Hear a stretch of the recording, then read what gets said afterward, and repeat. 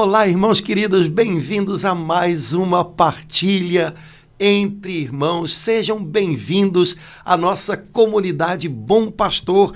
Estamos aqui abrindo as portas da comunidade para você chegar, estar juntinho com a gente, compartilhar um pouquinho da palavra de Deus, para que a gente possa, como irmãos, encorajar uns aos outros, animar uns aos outros com as fiéis promessas do nosso Salvador. Estamos juntos mais uma vez, eu estou aqui com a minha irmã Laura Beatriz. Vamos nós, Laura, mais uma partilha? Vamos nós. Como é que o senhor fala? Coragem. Muita coragem. Padre Antônio, olha, não posso deixar de partilhar o último podcast, fomos chamados a abençoar. Já estou com uma vida um pouquinho diferente, sabe? Quando eu saio abençoando todos e tudo. Que chamado bom aquele no último podcast. Olha, se você não ouviu, vale a pena. Muito bom. Dá pra gente mudar a vida. Começar abençoando quem está em casa, né? E depois abençoando os de fora também. Falar nisso, embora eu seja leiga, Deus abençoe o senhor, Padre Antônio. Amém. Deus nos abençoe. Vamos Amém. junto, vamos Amém. nós. Pois é, Laura, hoje a gente pensou em fazer a nossa partilha sobre uma palavra, né? Uma palavra que... Uma palavra? Uma palavra só, que a gente repete muito, a gente pensa muito nela, fala muito dela, mas acho que a gente pode esclarecê-la um pouquinho melhor. É uma palavra que fala de um lugar na gente, né? Mas que esse lugar a gente precisa conhecê-lo um pouquinho mais. Então, hoje, acho que seria bom a gente fazer uma partilha sobre coração. Toda hora a gente fala dessa palavra, né? Sei lá, eu fiz aquilo de todo o coração, eu senti uma coisa no meu coração. A gente usa muito essa palavra. Jesus também, né, Padre? Também, sem dúvida. Mas a gente fala dessa palavra como de um lugar na gente, né? Mas eu acho que às vezes a gente não identifica esse lugar muito bem, né? É um lugar importante, né? O Catecismo da Igreja Católica diz que tudo começa e tudo termina no coração, na vida da gente, né? Mas, às vezes, a gente imagina que o coração é o lugar dos nossos sentimentos. Quem é romântico, então, né? Não é meu caso, não. Mas quem é romântico, né? O coração é o lugar dos sentimentos. Mas, na verdade, se a gente for, assim, detalhar um pouquinho a vida humana, os nossos sentimentos, eles não são algo que de fato tem a ver com o que a gente imagina como coração.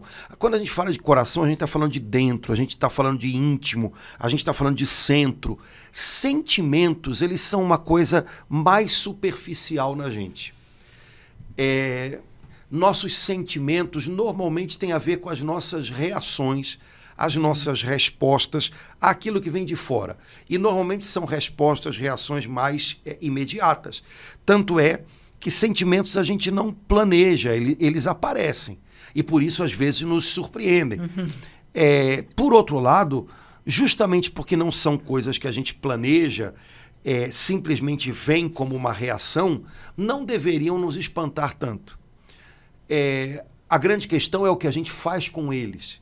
Então, o coração, por exemplo, na linguagem da Bíblia, não seria bem o lugar dos nossos sentimentos, né?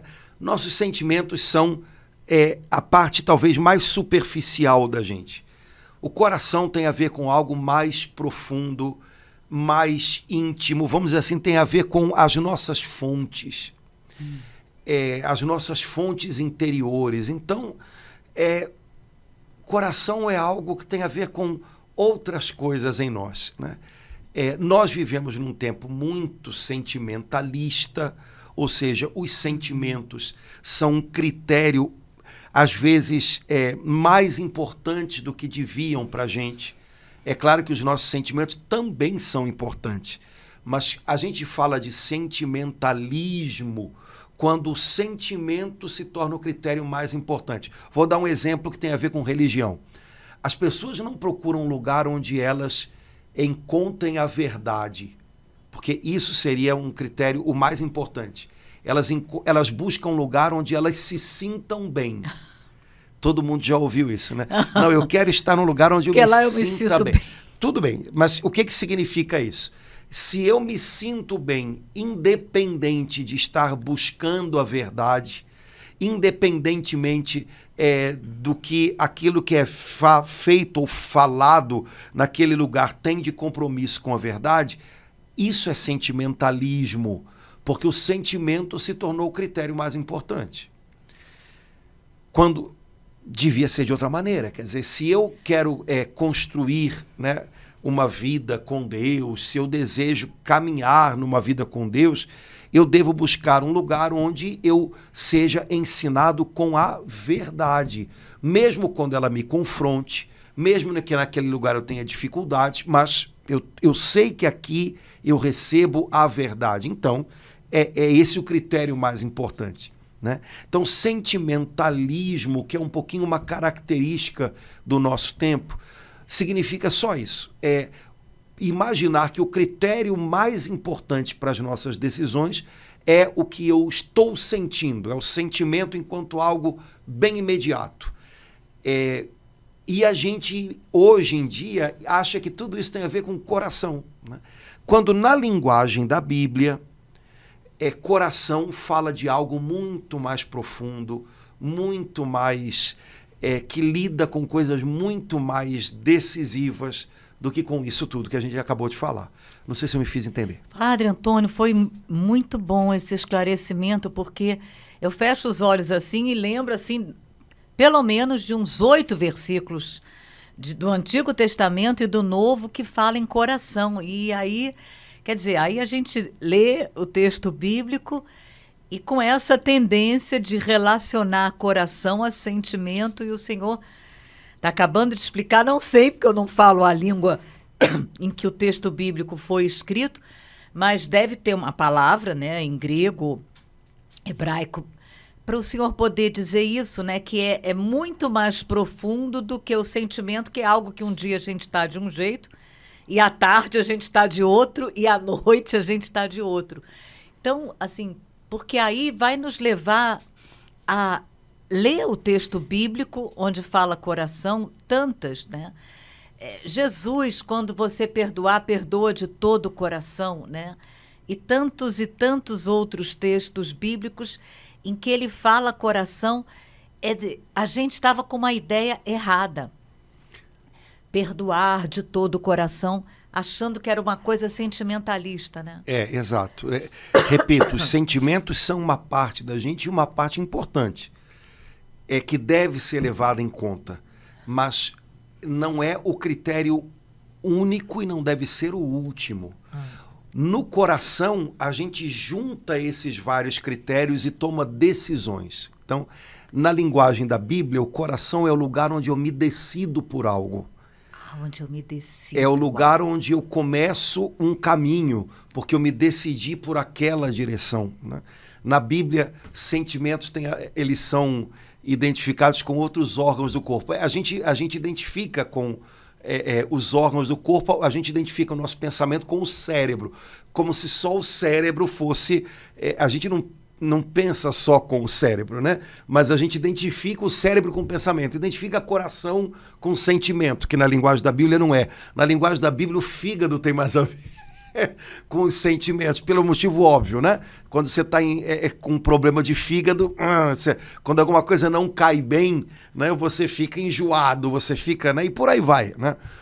Os rins também, de alguma maneira, têm a ver com isso. Na linguagem da Bíblia, a gente identifica com esse órgãozinho do nosso corpo, que é o coração, o lugar da decisão, o lugar no qual eu faço, vamos dizer assim, a arrumação de todos os meus critérios, o sentimento inclusive. Mas eu ponderar tem a ver com essa coisa do coração, eu pondero, e no meu coração, no meu íntimo, eu me decido por algo, eu me decido por alguém e luto por aquilo, né? E renovo aquela decisão, porque uma decisão, ou numa outra linguagem, né? um consentimento. Quando eu consinto em alguma coisa no meu coração, eu devo manter, eu devo repetir aquilo muitas vezes. Na Bíblia, coração tem a ver com isso. Padre Antônio, muito. Quer dizer que um passo de conversão, por exemplo, que espera-se que cada um de nós tome, pelo menos por semana, se não por dia. Eu me via numa situação em que eu estava fazendo aquilo e eu percebo que aquilo era errado. Aquilo não era a vontade de Deus. Aquilo era a minha vontade, era a vontade do mundo. Eu percebo e aí eu tomo a decisão de não fazer mais aquilo. Essa decisão foi uma decisão do coração. Do coração. Ela acontece no coração. Eu ponderei o que o mundo me diz, eu ponderei o que a minha carne pede, mas eu ponderei também o que Deus me pede, eu ponderei o que o Espírito Santo me inspira, e no coração brota a decisão de mudar, de fazer diferente, de fazer o melhor, né? É por isso algumas coisas a gente precisa entender, porque são muito mais empenhativas, né, Laura? O romantismo é um produto do mundo moderno, né? Que é o sentir muito, ainda que isso não se traduza em atitudes reais, né? É o amor sentimental, né? A Bíblia desconhece um pouco isso, né? Amor real na Bíblia, o amor de Cristo, né? É um amor muito concreto, muito prático, muito empenhativo. É um amor no qual a decisão é tomada no coração e ainda que ela seja exigente, ainda que ela doa, ela se mantém de pé aqui dentro. Então é uma orientação de vida, né? Por isso falar do coração de Jesus, do coração de Maria, não devia ser para a gente uma coisa sentimental. A gente não está falando dos sentimentos de Jesus no sentido frágil dessa palavra sentimento, que é o que eu falei, né? A reação. A gente está falando talvez no sentido forte, como por exemplo São Paulo diz na carta aos Filipenses, tenham em vocês o mesmo sentimento de Cristo. Se você der uma olhada na carta aos Filipenses, você vai ver que não está escrito sentimentos, está sentimento no singular. Então, tenham em vocês aquilo que Cristo teve constantemente no coração dele. E se você olhar embaixo sobre o que Paulo fala, Paulo está falando de humildade, esvaziamento de si próprio, entrega de vida. Esse foi o sentimento constante do coração de Cristo. Mas não é sentimentos, é sentimento. Ou seja, é a decisão do coração de Cristo. Quando ele se faz homem, ele se faz homem com essa decisão. Se dar até o fim. Descer para encontrar a gente e para nos levantar. Isso é humildade, né? Então, essa constância de coração é o que faz a gente se manter firme num chamado, mesmo que os nossos sentimentos mais superficiais estejam tendo altos e baixos. Então, exemplo, num casamento, quando um casal se casa, né, normalmente com uma idade, às vezes, mais jovem, não faz a menor ideia do que vai vir pela frente, mas uma coisa é certa, os sentimentos vão ter, porque é próprio do coração, do sentimento humano, vão ter os seus altos e baixos. Agora, no coração, eles estão tomando a decisão de dar a vida um pelo outro, cuidar um do outro, estão se decidindo um pelo outro. Aquela decisão do coração, que tem que ser constante, que é constante, ela vai ser o escudo e o remédio que não vai me deixar desistir quando eu perceber que os meus sentimentos estão nos altos e baixos deles. Então, eu entendi, Padre Antônio, com isso que o senhor falou, esse exemplo do casal, o exemplo de Filipenses, que o coração na Bíblia está intimamente ligado, revestido de sacrifício. Primeiro entendimento que eu tive. E o segundo, eu fiquei pensando assim, Por que que para nós católicos, né, a gente ama a imagem do Sagrado Coração de Jesus, né? Porque ele desejou, porque ele quis aparecer para aquela noviça, né? Santa Margarida Maria, com o seu coração do lado de fora, né? Poderia ser com um sorriso, né? Mas ele, porque Jesus quis e se manifestou para aquela noviça, e hoje essa imagem, né, é tão presente no mundo todo, ele mostrando o coração dele para ela e para nós. Talvez para dizer isso, que o coração dele está decidido pela gente, né? Uma das coisas que Jesus disse a Santa Margarida Maria quando mostrou para ela o coração dele foi: esse é o coração que tanto amou os homens e que não tem recebido da parte de muitos, senão ingratidão. Então, é como se Jesus dissesse: olha, esse é o coração no qual eu estou decidido por vocês. E não volto atrás, e não voltei atrás, mesmo recebendo tanta ingratidão. O coração de Jesus é um coração decidido. Como a gente reza pedindo no Salmo 50, né? Senhor, dá-me de novo um espírito decidido, né? O coração de Jesus é um coração decidido, decidido pela gente, e que não volta atrás, né? A decisão dele se mantém de pé, ainda que ele encontre no caminho ingratidão da nossa parte. O que o coração decide, as circunstâncias não alteram. As circunstâncias podem alterar os meus sentimentos, repito. Hoje eu não estou me sentindo tão bem. Hoje está difícil de estar junto com essa turma aqui. Hoje eu estou irritado, eu estou cansado. Só de ouvir essa turma falando já fico... Ok, mas isso, se eu tenho uma decisão de coração, isso vai passar. E eu vou encontrar nessa decisão do meu coração forças para continuar amando essas pessoas que estão ao meu lado, mesmo nos dias em que os meus sentimentos estão meio, sabe, aos pedaços, picadinhos. Por isso, tomar uma decisão, comprometer-se é algo tão importante. Porque o compromisso, como num casamento, porque a decisão, como num casamento, ela protege a gente dos reveses do que vem depois. Porque a gente vive num mundo muito romântico que depende do sentimento do agora, a gente acha que é difícil tomar decisões, é difícil comprometer-se. E a gente acha, inclusive, que comprometer-se é algo ruim. Porque se eu me comprometo com alguém, eu não vou ter um monte de outros momentos de experiências e sentimentos, porque eu estou me comprometendo aqui. Quando, na verdade, o compromisso é o que me sustenta e o que me dá forças para suportar quando os meus sentimentos têm os altos e baixos.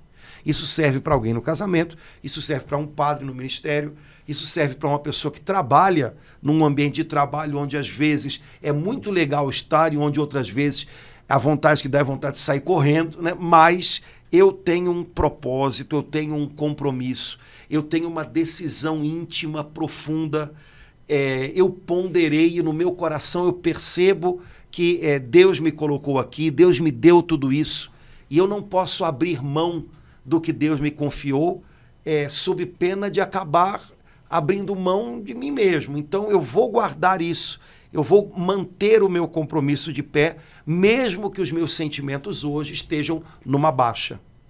Então compromisso, decisão, são coisas importantes para que na hora em que os sentimentos estão, a gente possa voltar a eles e lembrar, não, mas aqui dentro existe um alvo, aqui dentro existe um propósito, aqui dentro foi dado um sim, e eu vou me agarrar a isso. Coração tem a ver com isso, não tem a ver com as alterações diárias dos nossos humores. Porque, apesar de se falar muito hoje de bipolaridade e tal, hoje a gente vive uma vida com tanta pressão e com tantas experiências que se acumulam que é impossível que todos nós não tenhamos algum tipo de alteração de humor muito frequente e às vezes muito intensa. Porque no mesmo dia a gente tem experiências muito legais, a gente tem contrariedades muito grandes, a gente ouve notícias muito ruins, a gente tem encontros que são felizes. Então, as alterações de sentimento nossas, elas são muito comuns, até pela vida que a gente tem. Mas a gente precisa ter um lugar que seja o lugar do nosso norte, o nosso eixo. Isso deve ser o nosso coração.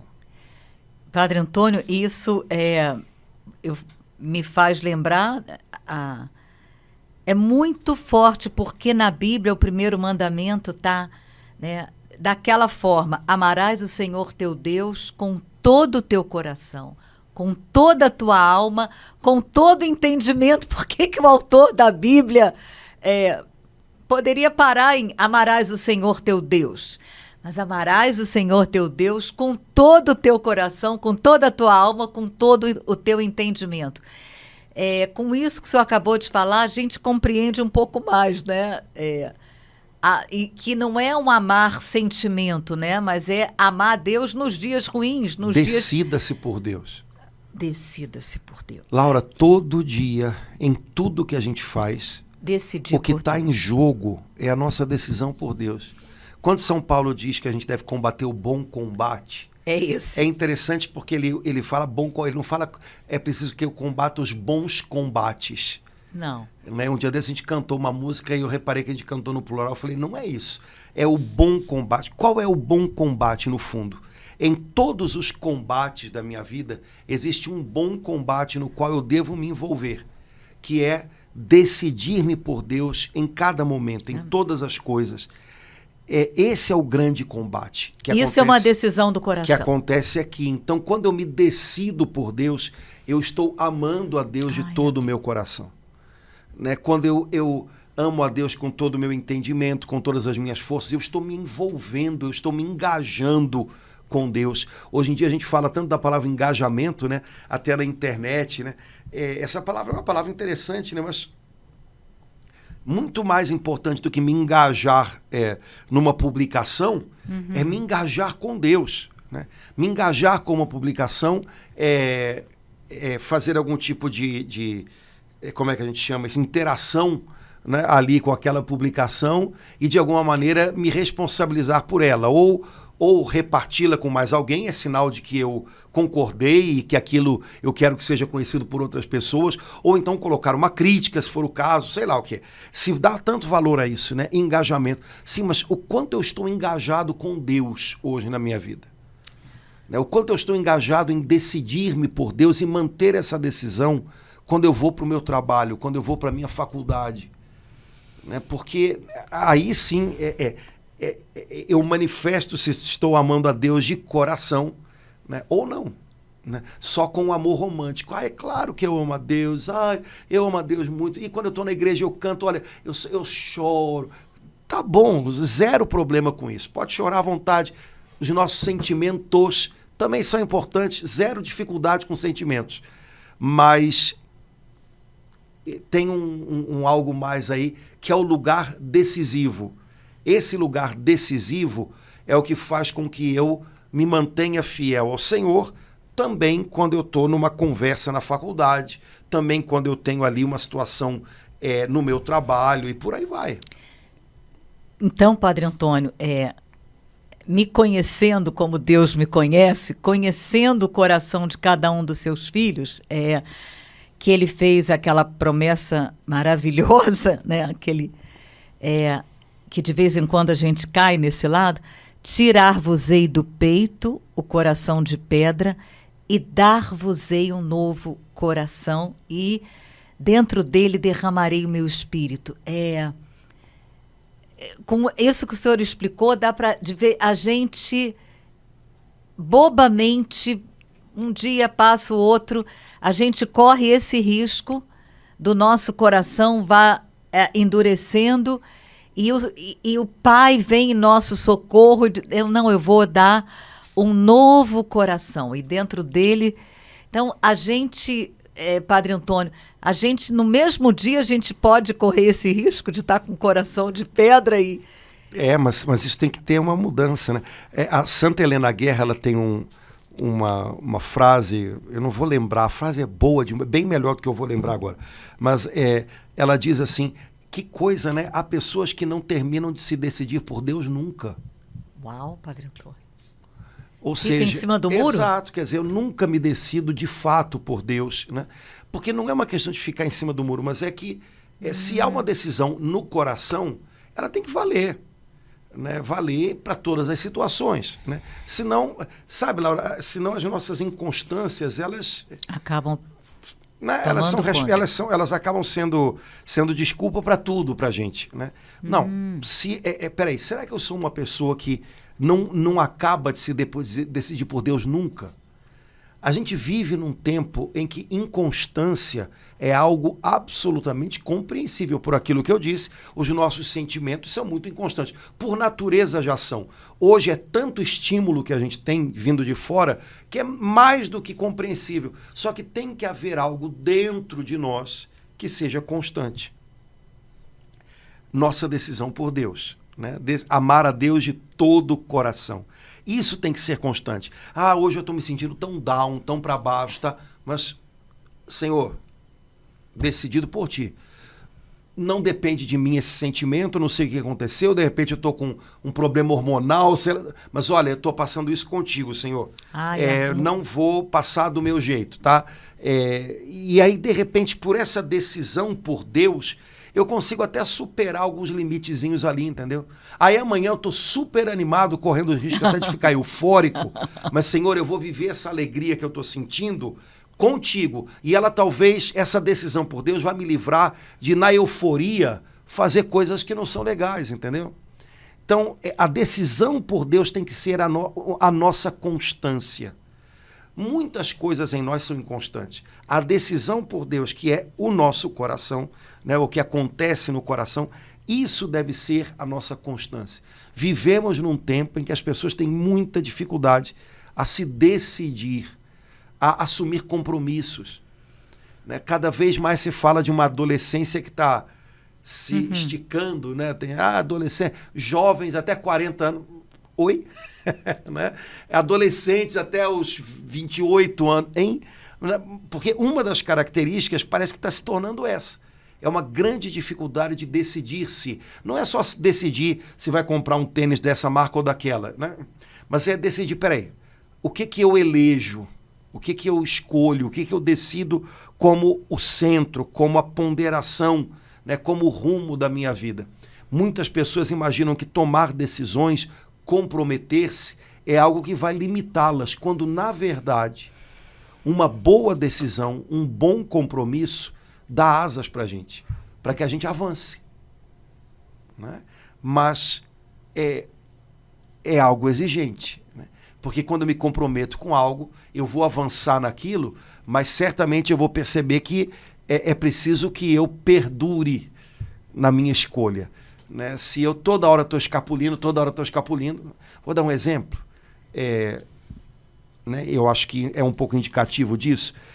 De vez em quando eu ouço pessoas que se casaram, né? E quando há alguma dificuldade, não é nem maior no casamento, quando há uma dificuldade relativa ali no relacionamento, tô indo para casa da minha mãe, e às vezes isso acontece 2, 3, 5, 10 vezes. Bom, você fez uma escolha, meu amigo, você tomou uma decisão, aguenta, segura. Agora, se toda hora você faz isso, qual é o recado que você está dando, por exemplo, à pessoa que não vai para a casa da mãe também e fica ali? Né? Olha, eu ainda não sei se vale o bastante para mim. E essa inconstância, essa dificuldade de assumir o compromisso, vai esgarçando a coisa ao ponto de que, tchau, em algum momento, tchau. Né? Então, amar a Deus de todo o coração significa decidir-se por Deus. Agora, como diz Santa Helena Guerra, a gente tem que um dia acabar de se decidir por Deus, né? E decidido, ponto. Isso é a característica do santo. O santo é alguém que decidiu por Deus. E agora está tirando as consequências disso. Não quer dizer que não tenha dificuldades, que não tenha... A gente tem santos na história da igreja que hoje, lendo a vida deles, a gente percebe. Foram pessoas que passaram por depressões, né? E imagina, num tempo em que não havia remédio, ninguém dava nome para isso.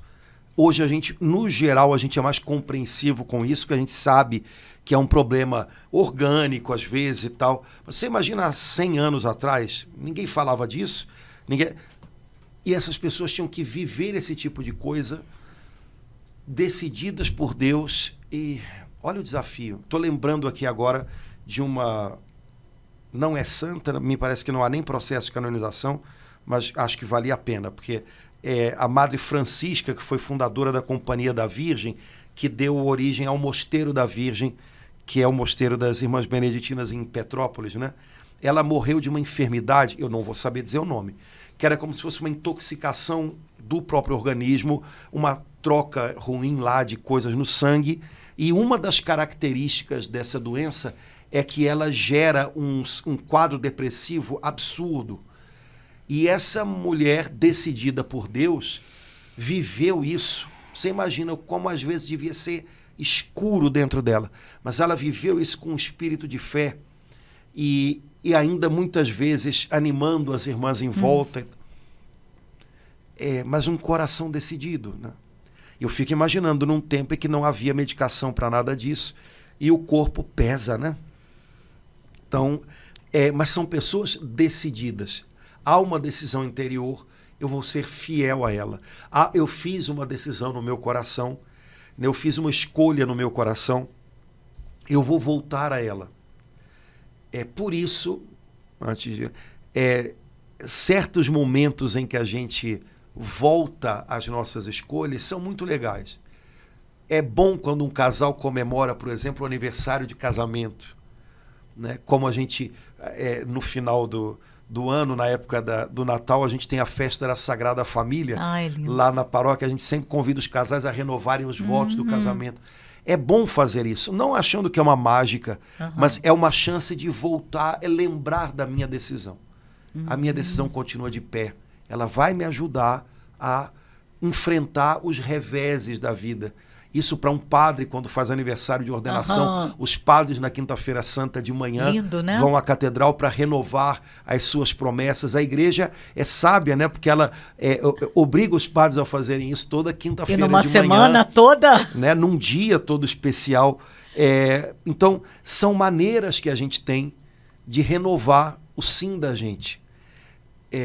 Que no fundo a gente tem que renovar todo dia, né?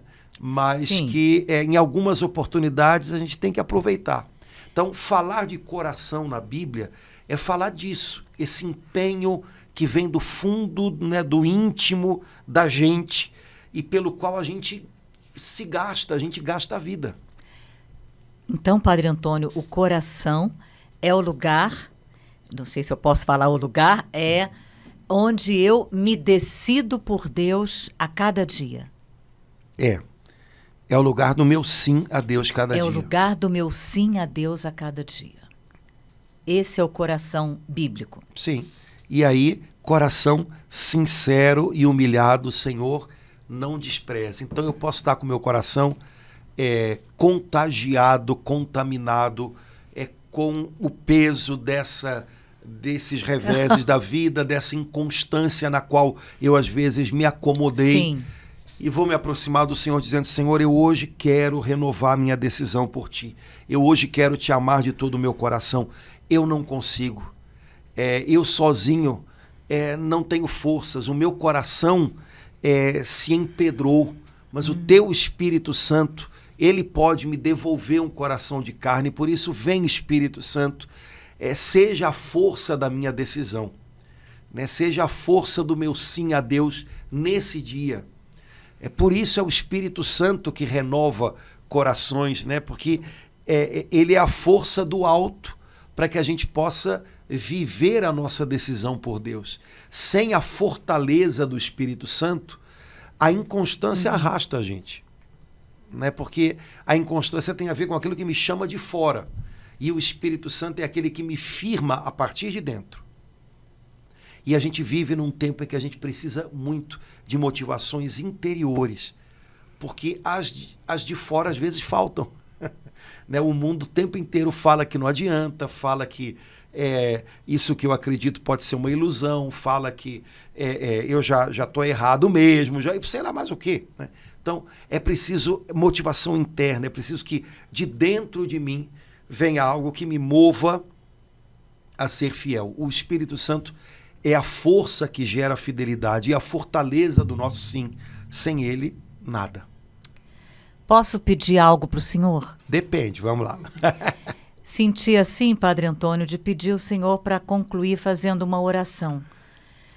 Para os nossos corações medrosos, os nossos corações enrolados, que não estão custando a se decidir. Acho que muitos de nós podem estar assim. Aí, para o senhor fazer uma oração para os nossos corações. Sim. Laura, lembrando sempre isso, né? O nosso modelo em tudo é Jesus, sempre, para tudo. Para o nosso modo de pensar, para o nosso modo de agir, para o nosso modo de dar passos, tomar decisões. Então, quando eu sentir que eu estou perdido, quando eu sentir que o meu coração está frágil e a minha escolha, a minha decisão por Deus corre perigo, quando eu sentir que os meus sentimentos estão me pressionando demais e correm o risco de embaralhar a minha vida, olhar para Jesus, olhar para Jesus. O coração de Jesus é um coração decidido, decidido pela gente, decidido pelo Pai do céu, que era a grande paixão de Jesus, né? Da qual ele quer também nos apaixonar, né? Olhar para o coração de Jesus, olhar para Jesus e aprender com ele. Senhor, o teu coração foi decidido por nós e foi decidido por cumprir o que o Pai desejava do Senhor, né? Esse foi o mandamento do Pai para Jesus ao entrar no mundo. Ama-os, ama-os. E nesse mandamento Jesus não voltou atrás nem um segundo, né? E mesmo diante da cruz ele continuou dizendo sim. Então o coração do Senhor é um coração decidido. Me ajuda a manter de pé a minha decisão pelo Senhor, que foi inspirada pelo Senhor, que foi um convite do Senhor e que só pode perdurar na minha alma, no meu coração, se o Senhor me sustentar. Mas olhar sempre para Jesus. Ele inspira a gente a se manter firme quando a cruz vai chegando também. Ele inspira a gente a se decidir por Deus, a dizer sim para Deus, também quando o mundo quase que empurra a gente a gritar um não, né? Jesus é o motivo. Então, há dias em que é difícil, né? Manter um compromisso. Nossa, Deus sabe como é, né? Mas, Jesus, eu quero estar contigo nessa cruz, né? A cruz foi o grande sinal do compromisso e da decisão de Jesus.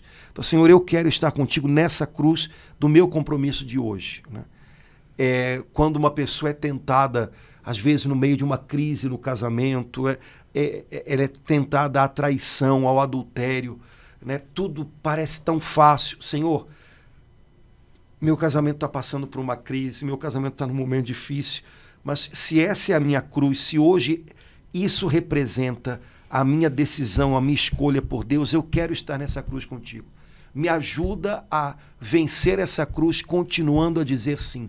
Eu não quero abrir mão da família, da pessoa que o Senhor colocou ao meu lado, da história que a gente está escrevendo junto. Me ajuda, Jesus, me ajuda a ser fiel ao sim que eu decidi um dia dar. E a ajuda de Deus não falta, né? A ajuda de Deus não falta. A graça de Deus, há dias em que ela e só ela é o bastante. Então, a gente precisa recorrer a ela, né? Então, vamos pedir essa graça para a gente hoje, né? A graça da fidelidade de coração. Sabe que nos bons tempos, imagina, a gente vai ficando velho, vai tendo bons tempos, né? Antigamente, né, era o que a gente mais pedia, era o que todo cristão pedia como a graça mais importante da vida, a graça da perseverança final.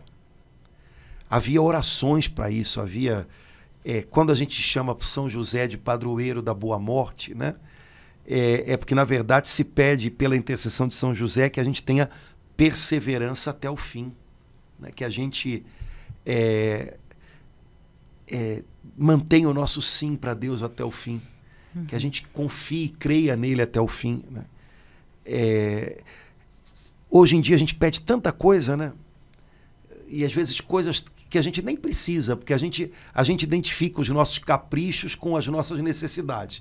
Então, eu quero alguma coisa, aí eu acho que eu tenho necessidade daquilo. Às vezes é só um capricho. Mas é uma grande necessidade. Senhor, dá-me a graça da perseverança final. Ou seja, dá-me a graça de ser fiel. É uma graça. Sem a ajuda dele a gente não consegue. Mas que graça maravilhosa. Graça da fidelidade final. A graça que os mártires receberam, né? Exato. Né? Perseverar até o fim. Sabe? Não voltar atrás. Porque essa é a graça que abre as portas da eternidade para a gente, né? Manter o nosso coração dando sim a Deus até o fim. Então, só que isso é até o fim, mas tem que ser hoje, né? Então, essa é a graça que a gente pede hoje para a gente, né? Senhor, faz de nós pessoas de coração fiel. Há uma música do nosso tempo que diz isso, né? Faz-me fiel, Senhor Jesus, há uma carreira a correr, uma vitória a alcançar. Cada hora em meu viver faz-me fiel. Então, essa graça que a gente pede hoje para a gente, né? Sem o Senhor, nada. Por isso, hoje, Pai do céu, nós pedimos para nós, para cada irmão e irmã que está conosco, a graça da fidelidade, amém, a graça da perseverança, a graça de entender que cada dia nós temos um bom combate a lutar. E esse bom combate é o combate para permanecermos com o Senhor, decididos pelo Senhor em tudo que nós fizermos, em tudo que estejamos vivendo, em todos os desafios que estejamos enfrentando. O Senhor sabe que por nós mesmos, entregues a nós próprios, nós somos inconstantes. Os nossos sentimentos, que são cheios de altos e baixos, eles falam muito alto para a gente. E às vezes nós nos deixamos tumultuar por eles. Mas o teu Espírito Santo que mora em nós e que deseja moldar o nosso coração, nos dá a graça da constância, nos dá a graça da decisão, sim, nos dá a graça de dizer sim ao Senhor e fazer desse sim o nosso ponto de referência, amém, de apoio, para o qual a cada dia a gente pode voltar para renovar as forças para as próximas batalhas, para os próximos desafios.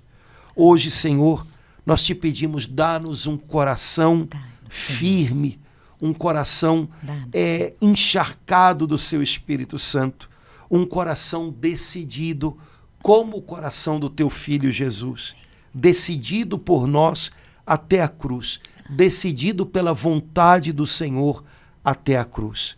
Te pedimos, Senhor, que o nosso coração não seja invadido e dominado pela inconstância, mas que ele descanse e se renove a cada dia no compromisso com o Senhor, na constância, na firmeza da fé, cada dia, até o último dia. Te pedimos, Pai, em nome de Jesus, nosso Senhor. Amém. Amém. Amém. Amém. Amém. Muito bem. Laura, amém, já quer começar a falar do retiro de carnaval? Acho que já vale. Já estamos entrando em fevereiro, né? Portas de fevereiro adentro, e carnaval esse ano é comecinho de março, mas para o pessoal poder se organizar, né? Então, sábado, impraticável vir a Copacabana. Então, nunca o nosso retiro começa sábado, porque a banda da Santa Clara aqui impede qualquer pessoa. Então, o nosso retiro aqui, na comunidade da paróquia Nossa Senhora de Copacabana, Santa Rosa de Lima, que será aqui, né, no 9º andar, no salão paroquial, domingo, segunda e terça, de 9 às 4h30 da tarde. Domingo, segunda e terça. Teremos momentos de louvor, momentos de oração, momento de pregação. Ele tem uma estrutura um pouquinho diferente, porque vem muita gente de Copacabana, da paróquia. Esse ano eu acredito que vai ficar bem cheio, porque não sei, desconheço outro retiro na Zona Sul do Rio, né, Padre Antônio? Então, acho que vem muita gente. Então, pode vir, serão bem-vindos. A gente se ajeita, aperta daqui e dali. Pedimos cadeira emprestado. Vai ter ar-condicionado, não se preocupe. Vai ter almoço também.